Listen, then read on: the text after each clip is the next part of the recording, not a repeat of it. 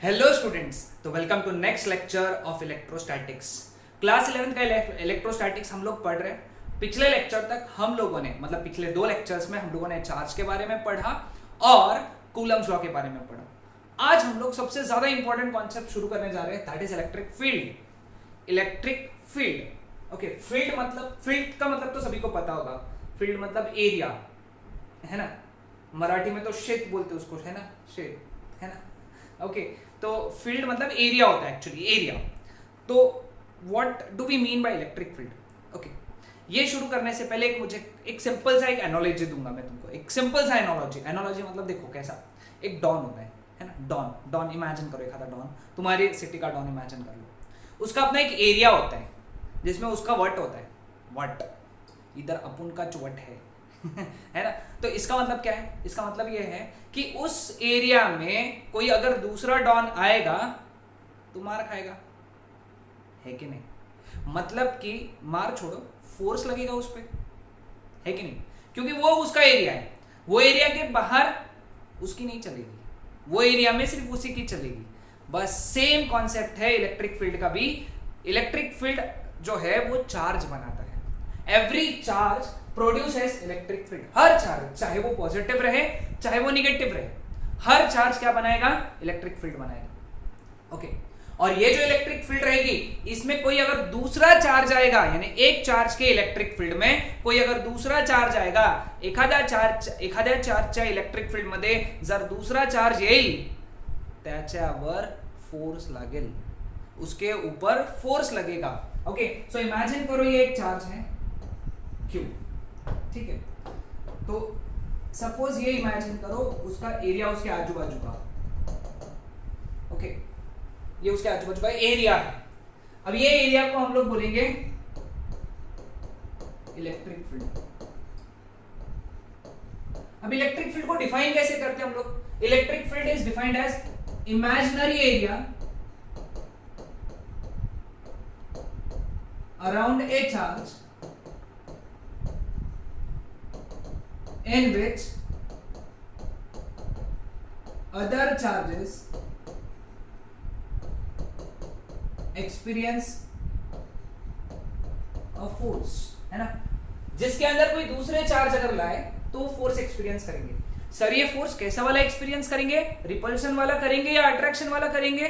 नहीं, वो डिपेंड करेगा कि चार्ज किस नेचर का है।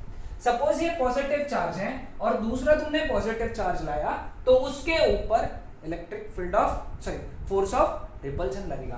पॉजिटिव चार्ज में अगर तुम पॉजिटिव चार्ज के फील्ड में अगर तुम निगेटिव चार्ज लाओगे तो उसके ऊपर फोर्स ऑफ अट्रैक्शन लगेगा, ठीक है। तो समझ में आया सबको इलेक्ट्रिक फील्ड का कंसेप्ट। अब किसी भी जगह पे इलेक्ट्रिक फील्ड कितनी स्ट्रांग है या कितनी वीक है, ये पता अगर करना है तो हमको एक फिजिक्स का क्वांटिटी समझना जरूरी है, and that quantity is electric field intensity denoted by vector E, है ना। किसी भी जगह पे इलेक्ट्रिक फील्ड कितनी स्ट्रांग है या कितनी वीक है, इसके बारे में आइडिया देने वाला क्वांटिटी मतलब इलेक्ट्रिक फील्ड इंटेंसिटी। त्या जागेवर इलेक्ट्रिक फील्डची स्ट्रेंथ देणारा क्वांटिटी म्हणजे इलेक्ट्रिक फील्ड इंटेंसिटी। एखाद्या जागेवर, म्हणजे इसका मतलब यह है कि इस पॉइंट पे इलेक्ट्रिक फील्ड कितनी स्ट्रांग है। इसकी इलेक्ट्रिक फील्ड तो है लेकिन कितनी स्ट्रांग है ये पता करना है, तो हमको इलेक्ट्रिक फील्ड इंटेंसिटी का आइडिया होना चाहिए, ओके, क्लियर। तो कैसे निकालते हैं हम लोग? सपोज इमेजिन करो ये पॉइंट P है, situated at a distance r। हम चाहते हैं यहां पे इलेक्ट्रिक फील्ड निकालना, तो हम लोगों ने एक क्वांटिटी डिफाइन किया इलेक्ट्रिक फील्ड इंटेंसिटी, ओके। अब तुमको इसका डेफिनेशन याद रखना पड़ेगा, ओके। किसी भी जगह पे electric field intensity is defined as force acting per unit test charge, per unit positive test charge. इसको क्या बोलते हैं हम लोग?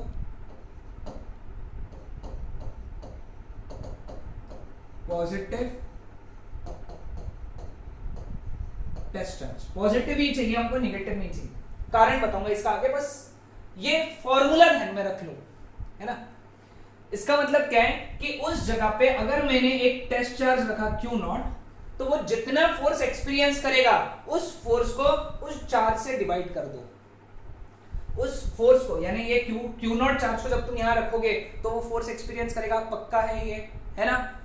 तो जब वो जो फोर्स एक्सपीरियंस करेगा उस फोर्स को उस चार्ज जो तुमने रखा वहां पे, जिसकी फील्ड है वो नहीं, जो तुमने रखा उससे डिवाइड करो, तो तुमको उस जगह पे एक क्वांटिटी मिलेंगी जिसको हम लोग क्या बोलेंगे, इलेक्ट्रिक फील्ड इंटेंसिटी। ठीक है, अब सबसे इंपॉर्टेंट बात, इसकी कुछ खास बातें लिख लो, है ना। तो एक काम करता हूँ, ये सारी चीजें इधर की साइड हटा देता हूँ। सबसे पहली बात, ये एक वेक्टर क्वांटिटी है, लिख लो ये, है ना। नोट्स बनाओ, नोट्स, जैसे जैसे वीडियो देख रहे नोट्स बनाते चलो। दूसरी खास बात, इसको डिफाइन कैसे करते हैं, इट इज फोर्स, एक्चुअली ऊपर लिखना है लेकिन ठीक है, force acting per unit test charge at a point inside electric field. Okay, vector quantity है तो मैग्नीट्यूड होना चाहिए, मैग्नीट्यूड कितना, F by Q naught.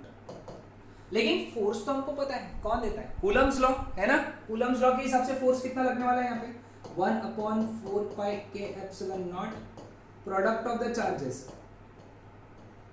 Q into Q naught upon distance का square upon Q naught, Q naught cancel हो गया, तो therefore A is equal to 1/4 pi k epsilon naught Q by R square।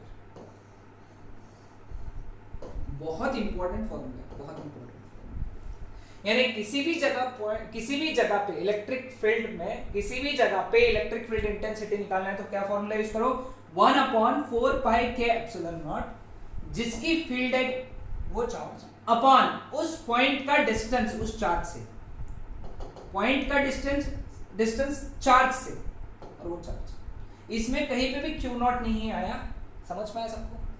यानी हम लोग यहां से बोल सकते हैं electric field is inversely proportional to r square, यानी जैसे जैसे डिस्टेंस बढ़ेगा वैसे वैसे इलेक्ट्रिक फील्ड कम होता चला जाएगा। ठीक है, अब चलो आगे बढ़ते हैं, नेक्स्ट पॉइंट, डायरेक्शन। इसकी डायरेक्शन सेम एज फोर्स की डायरेक्शन, जो फोर्स की डायरेक्शन है वही इलेक्ट्रिक फील्ड की डायरेक्शन, ध्यान में रखना, सबसे इंपॉर्टेंट पॉइंट है, जो फोर्स की डायरेक्शन वही इलेक्ट्रिक फील्ड की डायरेक्शन। अब देखो यहां थोड़ा सा ट्विस्ट है, सपोज ये Q पॉजिटिव चार्ज है, ये तो पॉजिटिव ही रहेगा क्योंकि ये मैंने अभी लिख के दिया था, it is positive test charge, positive को रिपेल करेगा, मतलब फोर्स का डायरेक्शन ये रहेगा, है ना, रिपेल करेगा तो यही इलेक्ट्रिक फील्ड का भी डायरेक्शन रहेगा। ठीक है, अब सपोज है ना, ये चार्ज जो है वो निगेटिव होता था, निगेटिव पॉजिटिव को अट्रैक्ट करता था, तो निगेटिव के लिए फोर्स का डायरेक्शन ये रहता था, इसलिए इलेक्ट्रिक फील्ड का डायरेक्शन भी ये होता। तो फिर हम लोग इससे क्या सीखे, हम लोग इससे ये सीखे कि पॉजिटिव चार्ज के लिए हमेशा इलेक्ट्रिक फील्ड अवे होती है, दूर, उस पॉइंट पे दूर होती है ना, क्लियर। और निगेटिव चार्ज के लिए,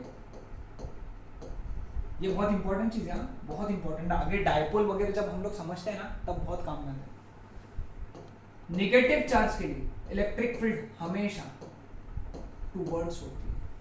इसका मतलब क्या है, देखो, जैसे फॉर एग्जांपल ये 2 कूलम का चार्ज है और यहाँ पे हमको इलेक्ट्रिक फील्ड देखना है, तो जो भी उसका वैल्यू निकालोगे, जो भी रहेगा उसका डायरेक्शन ऐसा लिखना पड़ेगा, ऐसा बताना पड़ेगा।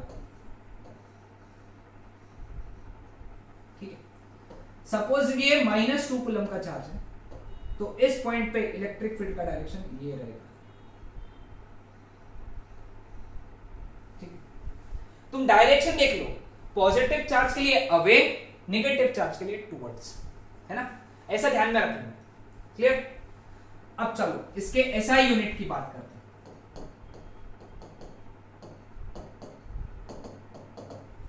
SI यूनिट, ऊपर क्या है फोर्स, नीचे क्या है चार्ज, फोर्स का यूनिट न्यूटन, चार्ज का यूनिट कूलम। आगे एक और यूनिट पढ़ाऊंगा वोल्ट पर मीटर, वोल्ट पढ़ाने का है, जब पोटेंशियल का कंसेप्ट पढ़ाऊंगा तब पढ़ाऊंगा। ये वोल्ट लिखो, वोल्ट ये वही है जो अपन बैटरी पे लिखते हैं ना, 440 वोल्ट बैटरी देखा हो ना तुम, या देखते हो ना इलेक्ट्रिसिटी में 440 वोल्ट है ना, बस वही वोल्ट है, ठीक है।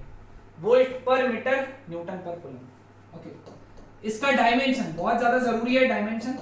फोर्स का डायमेंशन क्या आता है, m1 l1 t-2। चार्ज का dimension m0 l0 t1 i1। तो क्या बन गया इसका डायमेंशन बताओ, m1 l1 t-3 i-1। Clear, iron में सबको।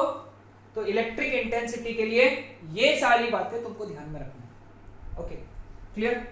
तो शॉर्ट में हम लोगों ने क्या पढ़ा, मैं वापस से लिख देता हूं यहां पे। सपोज ये चार्ज क्यू है ना, और P पॉइंट पे which is situated at a distance r, हमको इलेक्ट्रिक फील्ड निकालना है। तो इलेक्ट्रिक फील्ड कितनी रहेंगी बेटा यहाँ पे, 1/4 pi k epsilon naught q by r। ठीक, क्लियर। और अगर ये पॉजिटिव है तो इसकी डायरेक्शन अवे रहेगी, अगर ये निगेटिव है तो इसकी डायरेक्शन टुवर्ड्स रहेंगी। पॉजिटिव चार्ज के लिए electric field away, negative charge के लिए इलेक्ट्रिक फील्ड टुवर्ड्स। ठीक है, चलो ना, electric intensity due to point charge वही था अपना जो अभी जो मैंने पढ़ा है। पॉइंट चार्ज मतलब सिर्फ एक पॉइंट वाला चार्ज, ऐसा प्लस जो मैंने अभी पढ़ा है उसको हेडिंग ये लेना था, electric field intensity due to point charge. Now, force experienced by charge kept in an electric field E, बहुत इंपॉर्टेंट है। ओके, सपोज ये इस रीजन में इलेक्ट्रिक फील्ड E है, ये पूरा ऐसा रीजन है, ठीक है, ये इलेक्ट्रिक फील्ड का रीजन है।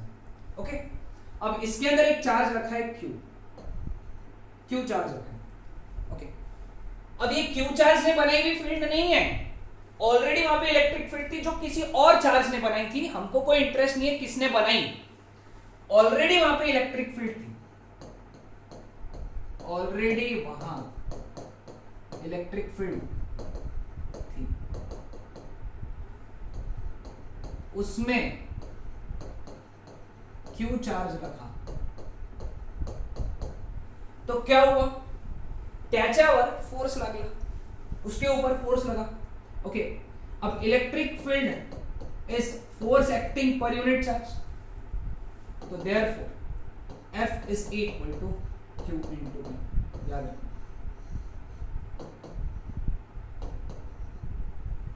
F is equal to Q into E. This is the value of force acting on this charge Q kept in electric field E. अगर तुमको बोला कि एक charge Q charge E electric field में रखा है, तो ध्यान में रख लो आज से कि उस पे फोर्स कितना लगेगा, Q into E, फिक्स, याद रहेगा सबको। ओके, नाउ अब अगर तुमको बोला कि जहां फोर्स आया वहां क्या आता है, एक्सेलरेशन, तो force is equal to mass times acceleration, Newton का सेकंड लॉ क्लास 9th में पढ़ा, क्लास 11th में पढ़ा। तो मुझे बताओ एक्सेलरेशन का वैल्यू कितना हुआ, फोर्स अपॉन मास, फोर्स का वैल्यू कितना, QE अपॉन n।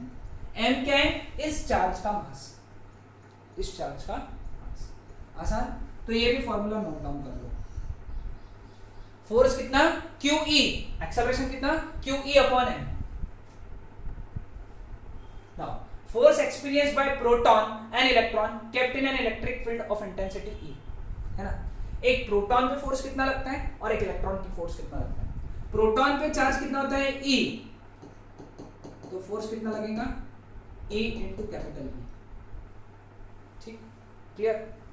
और सेम इलेक्ट्रिक फील्ड में, ये this is force experienced bye proton, और सेम इलेक्ट्रिक फील्ड में एक इलेक्ट्रॉन है, तो उसको भी फोर्स कितना लगेगा, E इंटू E। यानी इसका मतलब क्या है, magnitude of force on proton is equal to magnitude of force on electron. Force same लग रहा है, तो सर जब फोर्स सेम है तो एक्सेलरेशन भी सेम रहेगा क्या, नहीं, acceleration of proton is E into E upon mass of proton, and acceleration of electron is force upon mass of electron, है ना? Clear with this? समझ में आया? तो यहां से हम लोग समझते हैं कि mass of proton is greater then mass of electron, mass of proton is greater then mass of electron, therefore acceleration of proton is less than acceleration of electron because acceleration is inversely proportional to mass. देख लो यहाँ पे acceleration is inversely proportional to mass, यानी जिसका मास ज्यादा उसका acceleration कम। यानी क्या समझे हम लोग यहाँ से कि एक प्रोटॉन और एक इलेक्ट्रॉन अगर सेम इलेक्ट्रिक फील्ड में रखे, कहां पे रखे हैं? सेम इलेक्ट्रिक फील्ड में, तो किसके ऊपर फोर्स लगेगा ज्यादा? सॉरी, किसके ऊपर किसका एक्सेलरेशन ज्यादा रहेगा? इलेक्ट्रॉन का एक्सेलरेशन ज्यादा रहेगा, प्रोटॉन का एक्सेलरेशन कम रहेगा। सर फोर्स दोनों पे सेम रहेगा। ओके, फोर्स का मैग्नीट्यूड सेम रहेगा, डायरेक्शन अपोजिट रहेगा इनका, ध्यान में रखना, डायरेक्शन अपोजिट। यानी प्रोटॉन पे फोर्स अगर इधर लगा तो इलेक्ट्रॉन पे फोर्स इधर लगेगा। अपन बात करेंगे उसके बारे में बाद में कि किधर फोर्स लगता है। ओके, वो अपन नेक्स्ट लेक्चर में पढ़ने जाएंगे, लेकिन अभी छोड़ दो, अभी वो छोड़ दो। क्लियर? अभी सिर्फ इतनी वैल्यू की याद रखो। Okay, combined field due to point charges, है ना? पॉइंट चार्जेस की वजह से कंबाइंड फील्ड कितने रहेंगे? Q1 चार्ज है, इसने P पॉइंट पे लेट अस से situated at a distance R1, okay, कितना इंटेंसिटी बनाया? लेट अस से पॉजिटिव चार्ज है, तो इसने बनाया E इज इक्वल टू 1/4 पाई के epsilon 0 Q1 by R1 square. एक Q2 चार्ज है जिससे पॉइंट P R2 डिस्टेंस पे, सपोज ये भी पॉजिटिव चार्ज है, इसने बनाया इलेक्ट्रिक फील्ड E2 1/4 पाई के epsilon 0 Q2 upon R2 square. ठीक है, तो अगर सपोज ऐसे बहुत सारे चार्जेस रहे Q1, Q2, Q3, इन सभी के वजह से P पॉइंट पे अगर हमको टोटल इलेक्ट्रिक फील्ड निकालना है तो सभी के इलेक्ट्रिक फील्ड का वेक्टर एडिशन करना है। क्या करना बेटा? यहाँ पे वेक्टर एडिशन करना, वेक्टर, ध्यान में रखना, क्योंकि इलेक्ट्रिक फील्ड ये वेक्टर क्वांटिटी है, इनको डायरेक्ट ऐड नहीं कर सकते हम लोगों को, वेक्टर एडिशन करना जरूरी है। ठीक है, कोई डाउट किसी को? नहीं? Okay, now null point due to point charges. Null point यानी क्या? ओके, सपोज ये Q1 चार्ज है, पॉजिटिव है, ये Q2 चार्ज है, ये भी पॉजिटिव है, ठीक है, और इनके बीच में डिस्टेंस है R, ठीक है। अब ये भी इलेक्ट्रिक फील्ड बनाएगा इस लाइन पे, ये भी इलेक्ट्रिक फील्ड बनाएगा इस लाइन पे। ये कैसे इलेक्ट्रिक फील्ड बनाएगा? अवे, ये इधर अवे बनेगा, ये इधर अवे, ये इधर अवे। तो नल पॉइंट क्या होता है? नल पॉइंट इनके बीच में वो पॉइंट होता है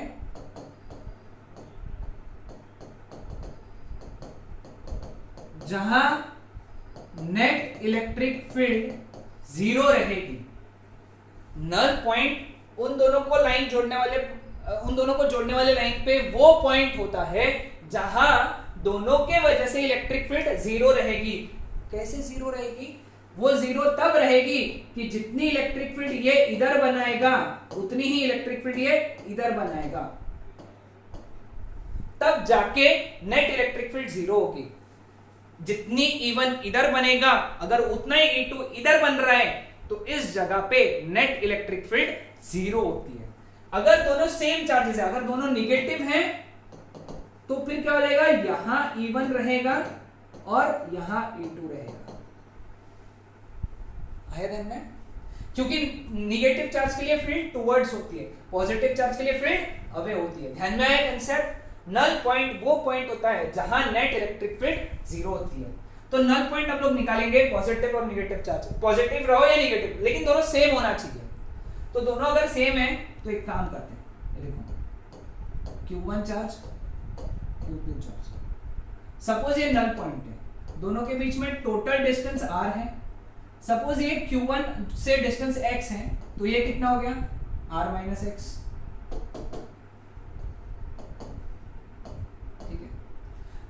Q1P पॉइंट पे कितनी इलेक्ट्रिक फील्ड बनेगा 1/4 पाई के epsilon not Q1/x²।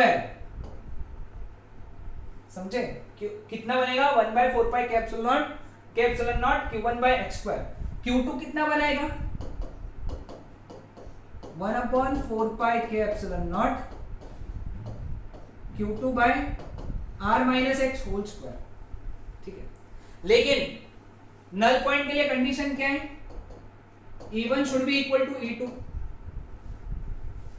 Value same होनी चाहिए, इनकी मैग्नीट्यूड सेम होना चाहिए, क्योंकि डायरेक्शन तो अपोजिट है तो कट जाएगा ना, इधर 10 न्यूटन पर कूलम, इधर 10 न्यूटन पर कूलम, कैंसिल। ठीक है, E1 का वैल्यू कितना है 1/4 पाई के एप्सिलॉन नॉट Q1/x², 1/4 पाई के एप्सिलॉन नॉट Q2/r-x², कैंसिल। तो Q1/Q2 is equal to x/r-x² है ना। ये इक्वेशन तुम याद रख लो, सब सॉल्व हो जाएंगे, है ना। अब ये इक्वेशन याद कैसे रखना है मैं समझाता हूं तुमको। देखो Q1 यानी जहां से नल पॉइंट गिना था अपन ने वो है x डिस्टेंस था, और r-x क्या है जहां जो दूसरा चार्ज था वहां से गिना हुआ डिस्टेंस। तो कैसे लिखना, अगर ये तुमको फॉर्मूला डायरेक्ट लिखना है तो क्या लिखेंगे Q1/Q2 is equal to square रहेगा। अब ऊपर कौन है Q1 से डिस्टेंस कितना है x, नीचे कौन है Q2 से डिस्टेंस कितना है r-x। That's it. ये इक्वेशन ऐसे ही याद रखना है अपन, क्लियर, समझा। अब अगले बार सिचुएशन सपोज ऐसा रहा,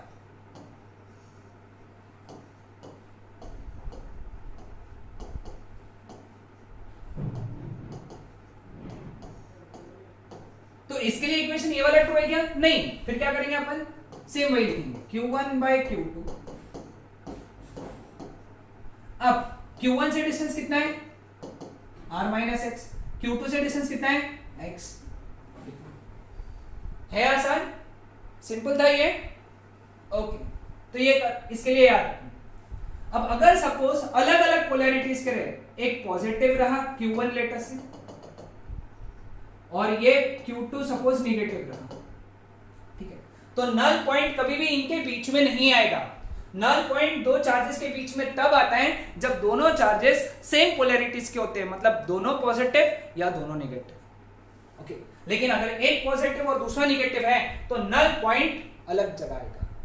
ओके, कैसे, सपोज इमेजिन करो यहां पे नल पॉइंट आया, इनके बीच में डिस्टेंस है r और ये दूरी है x। सपोज Q2 के साइड में आया, तो क्यों Q2 के साइड में आएगा, क्योंकि देखो Q1 कैसी फील्ड प्रोड्यूस करेगा अवे, और Q2 कैसी फील्ड प्रोड्यूस करेगा टूवर्ड्स। अब ये नल पॉइंट तब रहेगा जब E1 is equal to E2 रहेगा। अब मुझे E1 की वैल्यू बताओ कितनी रहेगी 1/4 पाई के एप्सिलॉन नॉट Q1 अपॉन, यहां से डिस्टेंस कितना हो गया r और x, यानी r+x होल स्क्वायर। ठीक है, अब E2 का वैल्यू देखते हैं, है ना, E2 का वैल्यू देखते हैं। Q2 कितनी इलेक्ट्रिक फील्ड बनाएगा 1/4 पाई के एप्सिलॉन नॉट Q2 अपॉन, ये डिस्टेंस कितना है x स्क्वायर। अब ये नल पॉइंट तब है जब E1 is equal to E2, इन दोनों को इक्वेट करो और आंसर निकाल लो, है ना।